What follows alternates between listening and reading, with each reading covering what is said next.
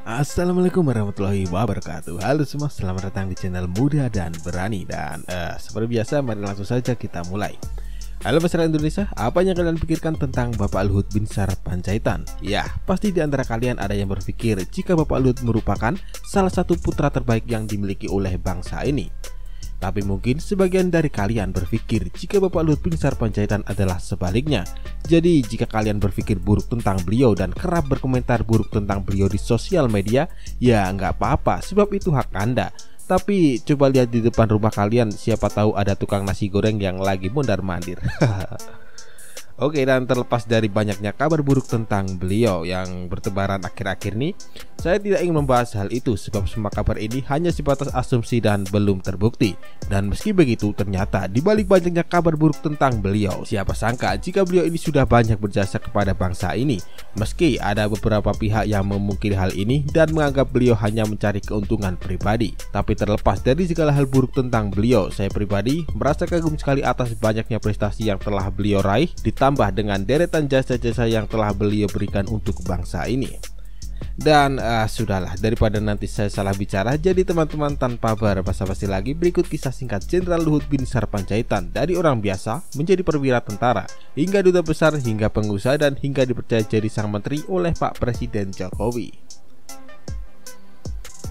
Ya, Jenderal Luhut Binsar Panjaitan adalah seorang pria tampan, gagah, dan berani yang lahir pada tanggal 28 September tahun 1947 di Toba, Samosir, Sumatera Utara. Dan jika dihitung, beliau kini sudah berusia sekitar 73 tahun. Wow, beliau sudah cukup tua ya. Tapi menurutku usia hanyalah angka jika kita melihat beliau. Sebab meski beliau sudah berusia tua, tapi beliau tidak tampak setua usianya kan.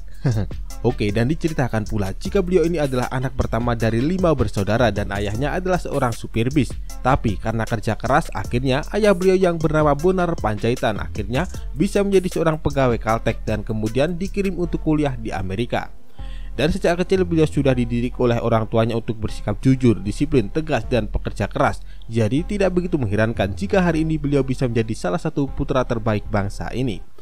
Dan waktu berlalu, singkat cerita, kala beliau masih SMA, beliau memutuskan untuk melanjutkan pendidikannya di Bandung. Dan dari sinilah sikap kritis beliau untuk bangsa ini dimulai. Dan saat itu diceritakan jika beliau menjadi salah satu pendiri Kesatuan Aksi Pelajar Indonesia atau yang disingkat KAPI, yang bertujuan untuk menghimpun pelajar dan mahasiswa dan menentang Orde Lama dan PKI. Kemudian di tahun 1967 akhirnya beliau pun masuk Akmil, dan singkat cerita, kala itu beliau bisa lulus dengan sangat mulus dan bahkan beliau menjadi lulusan terbaik dan mendapat penghargaan Adi Makayasa. Dan diceritakan Adi Makayasa adalah sebuah penghargaan tahunan bagi lulusan terbaik dari setiap matra TNI dan kepolisian dalam bidang akademi, jasmani, dan kepribadian. Dan penghargaan ini bisa dibilang adalah sebuah penghargaan yang sangat bergengsi bagi para taruna. Dan singkat cerita, sebagai seorang prajurit, bagi beliau loyalitas adalah segalanya. Dan setelah lulus Akmil di tahun 1970 dengan pangkat Letnan II, kemudian 5 tahun berlalu, sekitar tahun 1975, saat itu dia ditugaskan untuk menjadi komandan Kompi A Satgas Nanggala 5 di kota Dili. Dan kala itu diceritakan jika ia harus terbang selama kurang lebih 6 jam dari Lanut Iswayudi menuju Dili.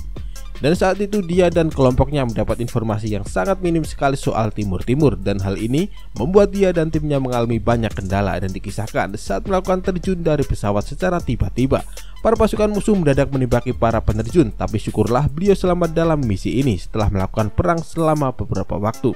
Dan setelah perang ini usai, karir beliau di militer semakin cerah dan bahkan berbagai jabatan berhasil ia raih di Kopassus. Dan ia juga salah satu orang yang memprakarsai terbentuknya Detasemen 81 Anti Teroris Kopassus dengan tujuan untuk menanggulangi teror intelijen dan berbagai tugas-tugas rahasia lainnya pada tahun 1981. Dan secara resmi detasemen ini berdiri di tanggal 30 Juni tahun 1982. Dan Bapak Luhut menjadi komandan pertama di detasemen ini, dan bahkan detasemen 81 merupakan salah satu pasukan elit terbaik dunia. Dan singkat cerita, kemudian di tahun 1999 hubungan Indonesia dengan Singapura sedikit memanas. Akhirnya karena keahlian beliau dalam melakukan diplomasi, maka beliau pun ditunjuk oleh Bapak Habibie untuk menjadi duta besar Indonesia untuk Singapura, sekaligus untuk meredam ketegangan dengan Singapura. Dan di tahun 2000 beliau pun ditunjuk menjadi Menteri Perindustrian dan Perdagangan di era Presiden Abdurrahman Wahid.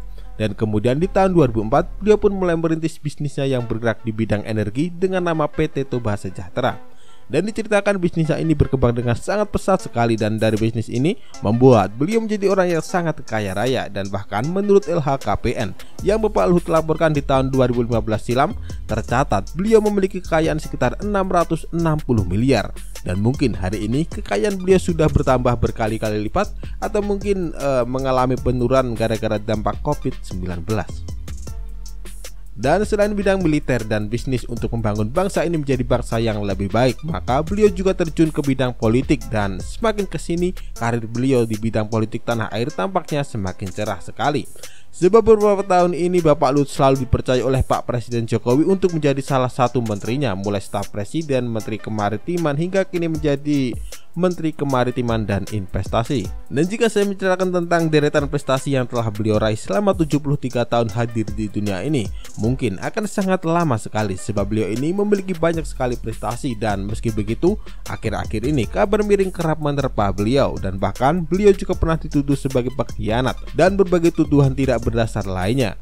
Dan meski begitu, seperti biasanya dengan ramah dan dengan bahasa yang santun, beliau selalu menjelaskan pada media jika apa yang dilakukannya ini adalah demi kebaikan bangsa ini.